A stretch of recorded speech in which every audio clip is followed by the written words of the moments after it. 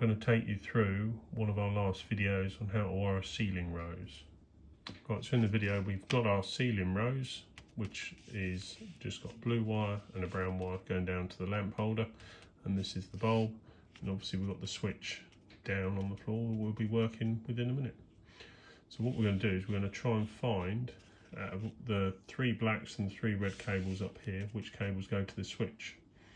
So what we're going to use in the video, we're going to use my Flute TS1000. So what we're going to do, we're not going to use the voltage, we're not going to use the ampage, we're going to use the ohms, so there's resistance. So we'll flick this round to ohms, and then we'll get a reading on here if we hold this and this together. We get that, and then it gives us a reading. So what that means is the switch is turned on, and when we turn the switch off, this happens, then we turn it back on and we get that. So that is what's happening in the video. Switch is back on, so that's going to be our switch, and these two are the feeds and the neutrals. So we'll get the base mounted up on the ceiling, and then we'll bring it back before we connect it. Now we've got those connected, in the video we've got 2 reds and 2 blacks, so we connect those up like this. So we've got this red is going to go into the center, this red's going to go into the right hand of our blue terminal. So these are set out in a 3 and 2 configuration. So this is 1 twin and earth, so he's going to here,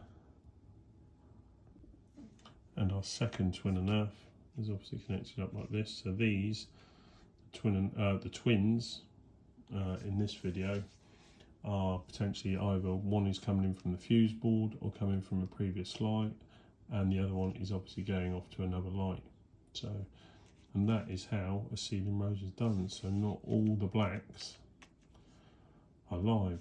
2 of the blacks are neutrals, all 3 of the reds go together, but the important one is finding this black wire. So before you take the light down, you identify where this is connected in.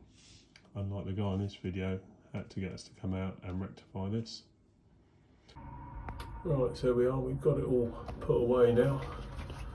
So obviously you've got the switch line. So it's the moment of truth. Yep, so obviously there's no earth on this cable. So that is a plastic pendant, and that is a plastic light switch, and everything's plastic up here, so it's all class 2 stuff. But yeah, that's how you change a pendant. Hope that helps. Like, subscribe and share. Now turn up.